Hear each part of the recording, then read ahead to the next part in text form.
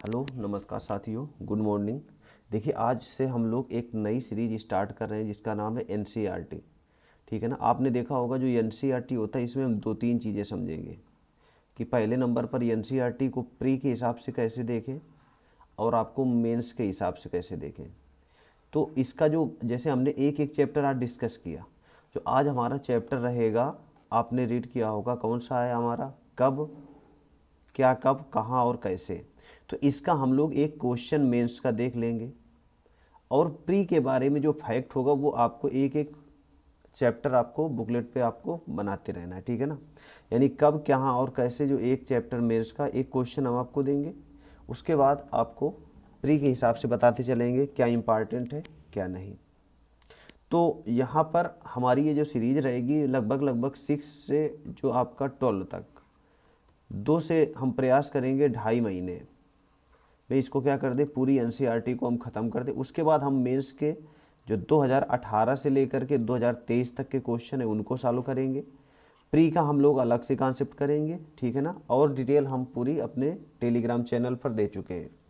ये जो हमारा कोर्स रहेगा मैं आपको बता दूँ, एक हम पेड बैच भी चला रहे हैं, मात्र 999 रुपये में है। और आपको उसमें से डेली आपको मेंस कैसे लिखना है, कमियां बताई जाएंगी, क्या क्या संभावना है, कैसे इसमें और सुधार किया जा सकता है। और ये जो इसकी वैलिडिटी रहेगी 1 दिसंबर 2025 तक रहेगी। ठीक है ना। डेली आपको 25 क्वेश्चन की कुछ भी देंगे हम लोग और आपको डेली मेंस हम राइटिंग कराएंगे। तो चलिए शुरुआत करते हैं। क्लास 6 इतिहास का है, हमारे अतीत। तो यहाँ पर देखिए कि जो हमारा पहला आता है, जैसे पहला संविधान, यानी कि आपने देखा होगा ये उद्देशिका याद करना होता है। तो यहाँ पर दो तीन चीज़ें, जैसे हम भारत के लोग, भारत को एक संपूर्ण प्रभुत्व संपन्न समाजवादी पंथ निरपेक्ष लोकतांत्रिक गणराज्य। तो ये हमारे संविधान की प्रस्तावना का क्या है, स्वरूप है। पूछा जा सकता है हमारे संविधान की प्रस्तावना का स्वरूप क्या है, तो ये याद रखना पूरा क्रमबद्ध तरीके से। संपूर्ण प्रभुत्व संपन्न समाजवादी पंथ निरपेक्ष लोकतांत्रिक गणराज्य। अच्छा, एक क्वेश्चन है, हमारी उद्देशिका का जो अंग क्या है, मतलब आपने देखा होगा उसकी शक्तियाँ कहाँ पे निहित हैं। हम भारत के लोग, भारत में आपकी वी द पीपुल है ना, तो हम भारत के लोगों में हमारी जो आपकी शक्तियाँ कहाँ पर हैं, हम भारत के लोगों में हैं। उसके बाद आपने देखा कितने प्रकार का न्याय है, सामाजिक, आर्थिक, राजनीतिक न्याय। जब हम और आगे जाएंगे तो इसे लिखा गया, इसमें आप हम पढ़ेंगे 1917 की रूसी क्रांति से लिया गया है। विचार, अव्यक्ति, विश्वास, धर्म, उपासना, ये 5 प्रकार की स्वतंत्रताएं बताई गई हैं। प्रतिष्ठा और अवसर की क्या है, समानताएं बताई गई हैं। क्लियर हो गया। राष्ट्र की एकता और अखंडता, शब्द बंधुता को बढ़ाने के लिए दृढ़ संकल्प होकर अपनी इस संविधान सभा में आज तारीख 26 नवंबर 1949 को इतद द्वारा इस संविधान को अंगीकृत, अधिनियमित और आत्मार्पित किया गया। बाकी आपने देखा 42वें संविधान संशोधन में 3 शब्द जोड़े गए थे, उसी के स्थान पर इसको लिखा गया, समाजवादी पंथ निरपेक्ष और अखंडता। ये जब हम लोग डेली याद करेंगे तो आपने ध्यान दिया होगा कि बहुत अच्छे से हमारा ये तैयार हो जाएगा। ठीक है ना। तो ये ध्यान रखना, आप लोग बहुत बार पूछा गया है कि हमारी प्रस्तावना को लिखिए। अब देखिए हमारा जो पहला चैप्टर होगा कौन सा होगा, कब, क्या और कैसे, यानी कि आरंभिक जीवन की शुरुआत मानी जाती है। तो यहाँ पर जो कब, कहाँ और कैसे में है, तो एक लड़की है राशिदा, ये अखबार पढ़ रही होती है और उसकी एक निगाह पड़ती है कहाँ पर, 9 साल पहले पड़ती है। अब वो सोचने लगे कि पहले के वर्षों में क्या होता, तो कैसे पता लगाएं।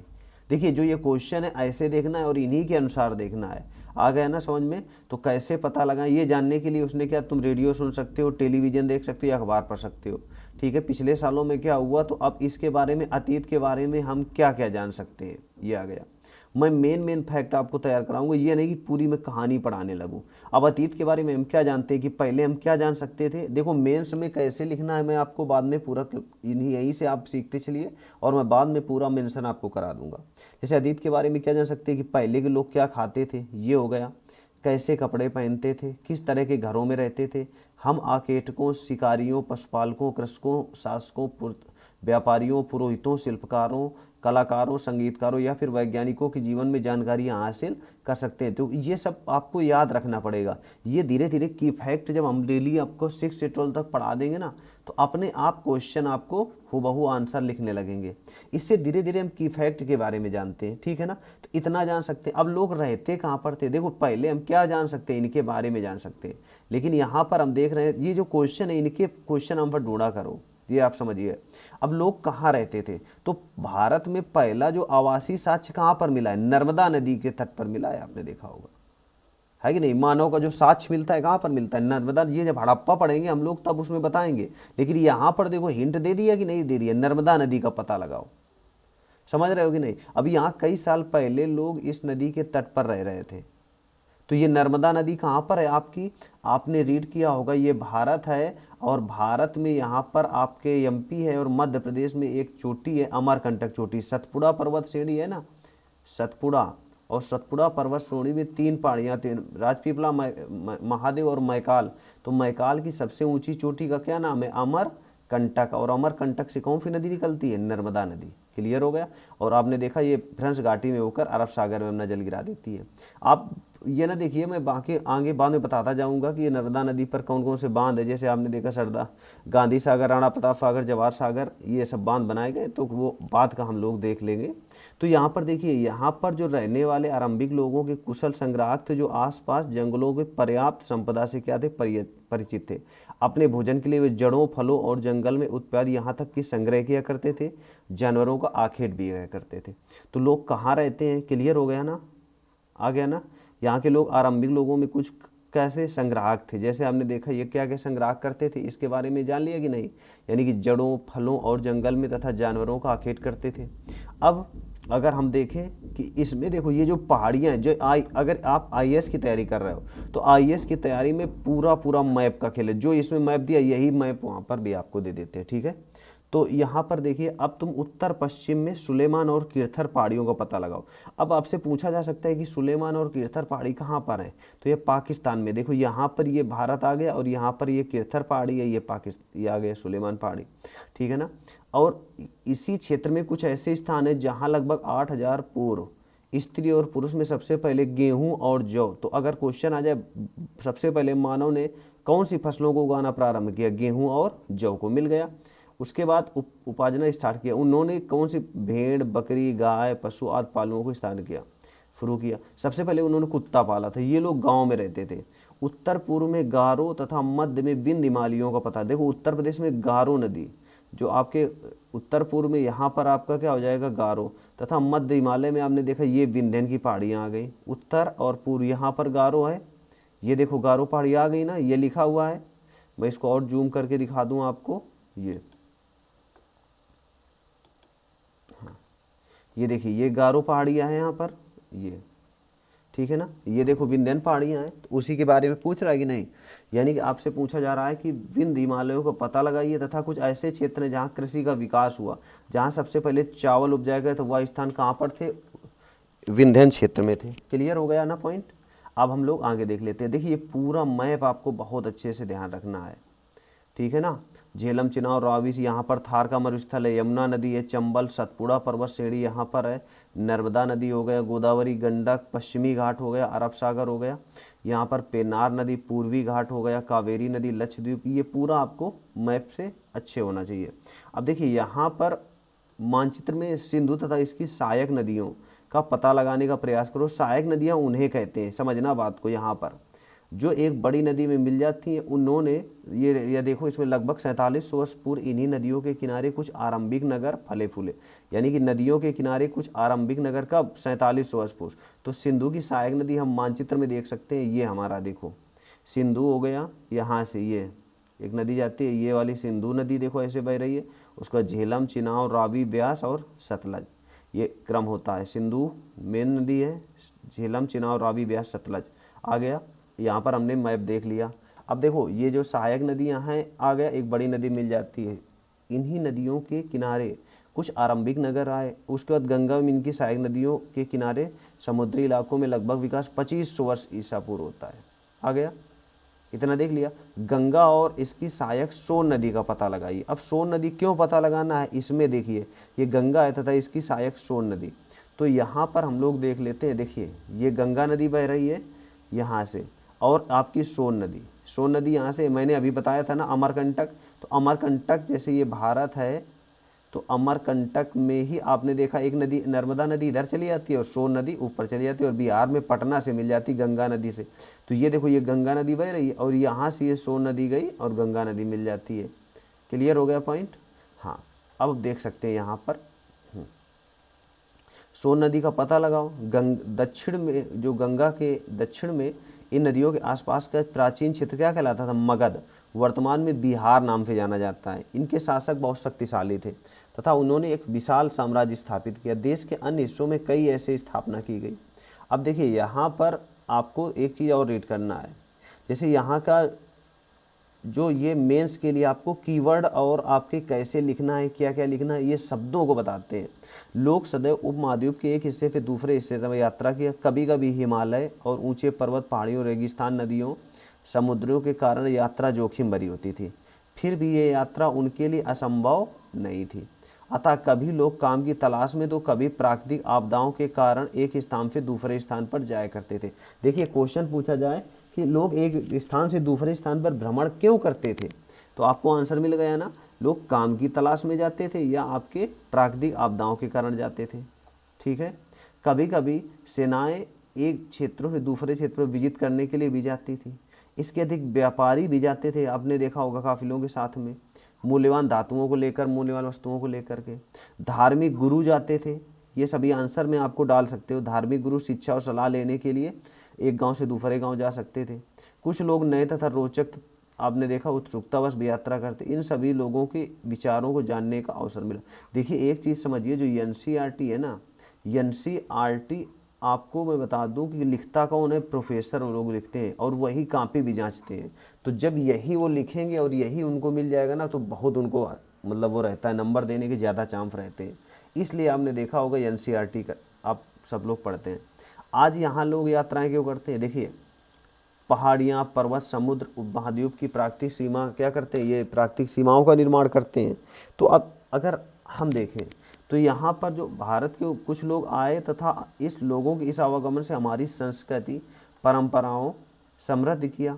कई सौ लोग क्या करते थे? पत्थर को तराशने, संगीत रचने, यहाँ तक कि भोजन बनाने में देसी तरीकों को और या एक दूसरे के विचारों को अपनाते रहे।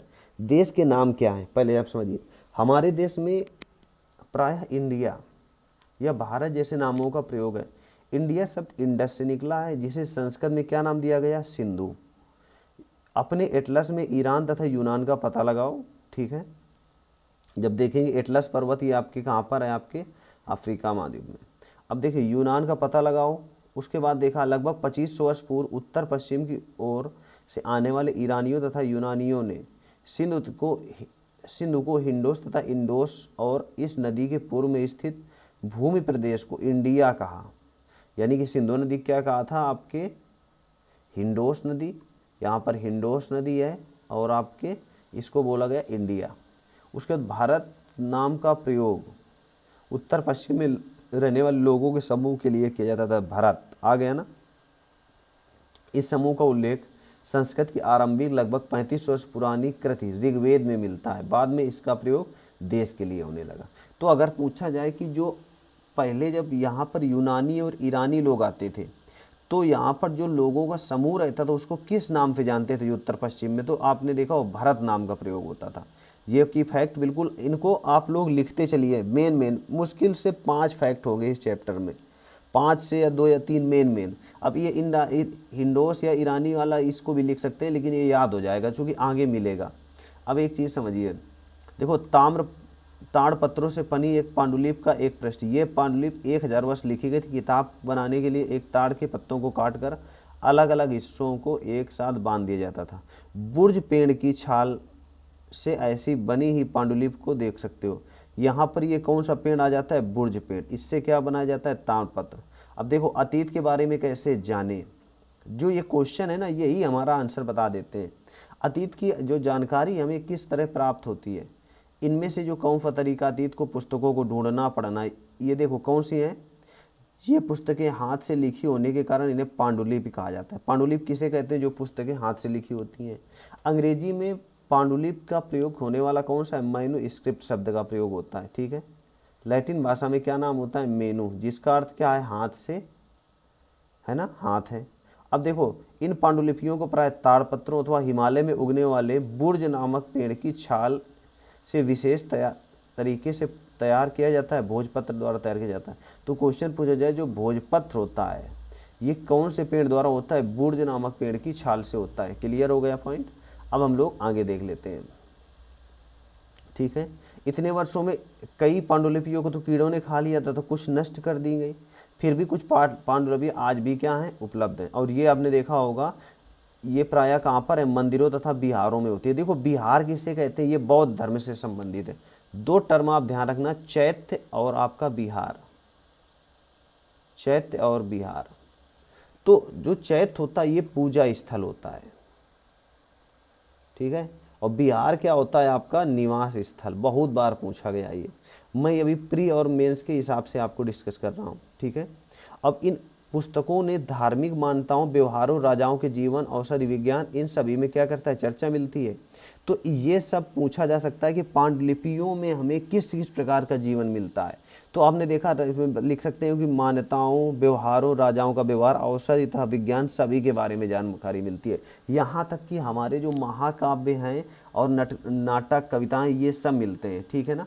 इनमें से कौन सी, अगर पूछे, एक पॉइंट और लिख सकते हो कि कौन सी भाषाएं, तो संस्कृत भाषा में लिखा गया है, नहीं तो प्राकृत या तमिल भाषा में है। प्राकृत भाषा का प्रयोग आम लोग करते थे। यहाँ तक हम लोगों ने देख लिया, ठीक है। अब देखो यहाँ पर जो दिया हुआ है ना, ये कारण दिया हुआ है कि राजा रानी, आपने देखा हर जगह लिखे जाते हैं, विजय के बारे में उल्लेख है। अब यहाँ पर जो हमारा, हाँ, एक अभिलेख देख सकते हैं, लगभग 2250 वर्ष पुराना यह अभिलेख वर्तमान में अफगानिस्तान के कांधार जिले में। यह अभिलेख अशोक नाम के शासक के आदेश पर उत्कीर्ण करवाया गया था, ठीक है ना। इसको अध्याय 8 में हम लोग पढ़ेंगे, ठीक है ना, इसमें बता दिया गया है। अब ये अभिलेख क्या था? कितनी भाषाओं में? यूनानी, आर्मेइक नामक 2 लिपियों में, भाषाओं में। क्योंकि आपने देखा ये पाकिस्तान में है। जो अशोक के अभिलेख है ना, वो 4 भाषाएं, ब्राह्मी, खरोष्ठी, आर्माइक और ग्रीक भाषाओं में। तो जो खरोष्ठी और आपने देखा यहाँ पर वाला भाषा है ना पाकिस्तानी, ये आपने देखा होगा। खरोष्ठी लिपि ये उत्तर पूर्व भारत में, उसके बगल में आपने देखा होगा यूनानी और आर्मेइक भाषाएं, ठीक है ना। अब देखिए यहाँ पर हम देख सकते हैं, कई वस्तुएं अतीत में बनी होती थी तथा प्रयोग में लाई जाती थी। ऐसी वस्तुओं के अध्ययन को करने वाला व्यक्ति पुरातत्वविद कहलाता है। मतलब जो पुरानी वस्तुएं नहीं होती हैं, जैसे हमने देखा पुरातत्वविद पत्थर हो गया, ईंट हो गया, इमारतें, लकड़ी, अवशेष, चित्र आदि की मूर्तियों का क्या करते थे? अध्ययन करते थे। वे औजारों, हथियारों, बर्तनों, आभूषणों आदि का तथा सिक्कों का क्या करते थे? प्राप्ति के लिए छानबीन तथा खुदाई भी करते थे। इनको क्या बोला जाता था? पुरातत्वविद। अब इसमें देखिए पुरातत्वविद क्या क्या ढूंढ सकते थे। तो अब क्वेश्चन आ गया ना। अब देखिए पुरातत्वविद जानवरों, चिड़ियों, मछलियों आदि की हड्डियां भी ढूंढते थे। यह उन्हें जानने में मदद मिलती थी कि अतीत में लोग क्या क्या खाते थे। वनस्पतियों के अवशेष बहुत मुश्किल से बच पाते हैं। यदि अन्न के दाने अथवा लकड़ी के टुकड़े जल जाते हैं तो वो जले हुए रूप में क्या रहते हैं? बचे रहते हैं। क्या पुरातत्वविद बहुधा कपड़ों के अवशेष मिलते होंगे? देखो आपको अब ये दिमाग लगाना है, क्या पुरातत्वविदों को मिले होंगे? अरे भाई पहले अगर बात करें सिंधु सभ्यता की, तो सिंधु सभ्यता में क्या मिला होगा? कपास, और कपास मिला होगा तो यहाँ पर क्या मिला होगा? कपड़े जरूर मिले होंगे। देखो कैसे, पांडुलिपियों, अभिलेखों तथा पुरातत्व से ज्ञात जानकारियों के लिए इतिहासकार प्रायः स्रोत शब्द का प्रयोग करते हैं। इतिहासकार उन्हें कहते हैं जो अतीत का अध्ययन करते हैं। स्रोत से प्राप्त होते ही अतीत का पढ़ना बहुत रोचक हो जाता है, क्योंकि इन स्रोतों की आवश्यकता धीरे धीरे अतीत का पुनर्निर्माण हो जाता है। आखिरकार पुरातत्व उन जासूसों की तरह हैं जो स्रोतों का प्रयोग सुराग के रूप में करते हैं। अब देखिए अतीत एक या अनेक, ठीक है ना। यहाँ हमारे लिए अतीत शब्द का प्रयोग बहुवचन के रूप में किया गया। ऐसा तथ्य जो ये ध्यान दिलाने का प्रयास करता है कि अलग अलग समूहों के लोगों के लिए इस अतीत को अलग अलग के मायने थे। उदाहरण के लिए इसमें देखो, उदाहरण बहुत बड़ा, मैं शॉर्ट टर्म में समझा दूँ। जैसे जो पशुपालक होते हैं और कृषक होते हैं का जीवन रानियों तथा राजाओं के जीवन से भिन्न होता है। व्यापारियों का जीवन शिल्पकारों के जीवन से भिन्न होता है, ये उसमें बताया गया है, ठीक है ना। अब रीति रिवाज हो गया। अब देखो जैसे यहाँ पर एक एग्जाम्पल दे रहा है कि अंडमान निकोबार लोग समुद्र द्वीप कैसा है, अपना भोजन मछलियाँ पकड़कर, शिकार करके, फल फूल खाकर खाते थे। शहरों में क्या रहता है? खाद्य आपूर्ति के लिए व्यक्ति अन्न पर निर्भर रहते हैं, है कि नहीं। तो ये आपको इसमें क्या आपको डिफाइन किया गया? अलग अलग समूहों के लोग अलग अलग मायने रखते थे, ठीक है, लिख सकते हो। इस तरह एक अन्य भेद होता है। उस समय के शासक अपनी विजयों का लेखा जोखा रखते थे। यही कारण है कि हम शासकों तथा उनके द्वारा लड़ी गई लड़ाइयों के बारे में काफ़ी कुछ जानते हैं। पुराने समय में ये भी लिख सकते हैं, जबकि शिकारी, मछुआरे, संग्राहक, कृषक, पशुपालक आदि आम आदमी प्राय अपना लेखा जोखा नहीं रखते थे। ये आपको बिल्कुल ये की फैक्ट ध्यान रखना, इसकी पीडीएफ मैं अपने टेलीग्राम ग्रुप पर दे चुका हूँ। पुरातत्व सहायता के से हमें उन्हें जीवन के बारे में क्या मिलता है, जानकारी मिलती है, तथा इसके बारे में अभी कुछ बहुत जानना शेष है। अब देखिए, अगर हम तिथियों के बारे में देखें, अगर तुमसे तिथि के बारे में पूछे, देखो अभी पहला चैप्टर हो तो हर चीज़ आपको समझना पड़ेगा, तारीख, माह, वर्ष, 2000 या इसी का तरह कोई वर्ष बताओगे तो यहाँ पर वर्ष की गणना ईसाई धर्म प्रवर्तक ईसा मसीह के जन्मतिथि से की जाती है। ये बिल्कुल अच्छे से ध्यान रखना, ईसा मसीह के जन्मतिथि से क्या की जाती है। अतः 2000 वर्ष कहने का तात्पर्य ईसा मसीह के जन्म के 2000 वर्ष से बाद से है। ईसा मसीह के जन्म के पूर्व की घटनाएं ईसा पूर्व कहलाती हैं। जो आ गया ना समझ में। तो इस पुस्तक को हम 2000 को अपना आरंभिक विधि मानते हुए वर्तमान से पूर्व से तिथियों का उल्लेख करेंगे। ठीक है, अब देख लेते हैं हम लोग। यहाँ पर देखिए इतिहास तथा आपके तिथियाँ। तो अंग्रेजी में बीसी बोलते हैं, हिंदी में ईसा पूर्व। बीसी का मतलब होता है बिफोर क्राइस्ट, यानी ईसा पूर्व, ईसा के जन्म के पहले की घटना है। कभी कभी तिथियों में एडी लिखा होता है, हिंदी में ईसवी लिखा होता है, या जो है ना एडो डामिनी नामक 2 लैटिन शब्दों से बना। इसका अर्थ है ईसा मसीह के जन्म के वर्ष से है। एडो डामिनी, एडी आ गया ना, एडो डामिनी ये लैटिन भाषा ईसा मसीह के जन्म से है। कभी कभी एडी की जगह सीई तथा बीसी की जगह बीसीई का प्रयोग होता है। देखो सीई अब शब्द का अर्थ है कॉमन इरा, सीई का मतलब हो जाएगा कॉमन इरा, तथा बीसी का मतलब है बिफोर कॉमन इरा, बिफोर कॉमन इरा। अतः इन शब्दों का प्रयोग इसलिए करते हैं कि विश्व के अधिकांश लोग, आपने देखा इस कैलेंडर का प्रयोग करने से इसका सामान हो जाता है। भारत में तिथियों के रूप में लगभग आपने देखा 200 वर्ष पूर्व आरंभ हुआ था। कभी कभी अंग्रेजी के बीपी का प्रयोग होता है, यानी कि बिफोर प्रेग्नेंट, यानी कि वर्तमान से पहले का प्रयोग हो जाता है। ठीक है, उसके बाद देखो यहाँ पर जो चित्र दिए हुए हैं इनको थोड़ा सा देख लेना। जैसा कि हमने पढ़ा कि अभिलेख कठोर सतह पर उत्कीर्ण करवाए जाते थे। इनमें से कई अभिलेख कई वर्ष पूर्व लिखे गए हैं और सभी अभिलेखों में लिपियों तथा भाषाओं का प्रयोग है। समय के साथ अभिलेखों की भाषाओं तथा लिपियों में बहुत बड़ा बदलाव आ चुका है। ठीक है, अब इसको देख लेते हैं। यहाँ पर ये देखो चैप्टर हो गया आपका ख़त्म। यहाँ पर इसको थोड़ा नोट कर लेना, क्योंकि ये जो की फैक्ट है ना, ऐसे ही ऐसे टर्म दिया है, इन्हीं से क्वेश्चन आइए से पूछ लेता है। मिस्र के उत्तरी तट पर रोसेटा नामक एक कस्बा है। यहाँ से एक ऐसा उत्कीर्ण पत्थर मिला है जिस पर एक ही लेख तीन भिन्न भिन्न भाषाओं तथा लिपियों, यूनानी, मिफ्री और के 2 प्रकारों में से है। कुछ विद्वान यूनानी भाषा पढ़ सकते थे। उन्होंने बताया कि यहाँ के राजा और रानियों के नाम छोटे फ्रेम से दिखाए गए हैं। इन्हें क्या बोला गया, कारतूस। ये बहुत इंपॉर्टेंट है, इनका आप नोट्स बनाते चलना। ठीक है ना। इसके बाद इन विद्वानों तथा मिफ्री संकेतों के अलग अलग रखते हुए मिफ्री अक्षरों के समानार्थक ध्वनियों की पहचान किया। ठीक है ना, क्लियर हो गया। और इसको आप देख सकते हैं बढ़िया से। तो आज इतने रखते हैं। इसका मैं क्वेश्चन आपको कहाँ पर दे दूँगा, आपके टेलीग्राम चैनल पर लिख करके भेज दूँगा। आपको इसका आंसर लिख करके भेजना है। ये हमारे पेड बैच के लिए है आंसर। मैं आपको बताऊंगा कैसे लिखना है, धीरे धीरे शुरुआत करना है। इसी से आपके क्वेश्चन हम आपको देंगे मेंस का और आपका प्रीलिम्स का। आपको मैंने बता दिया क्या नोट्स करना है। तो आज के लिए इतने रखते हैं। Thank you.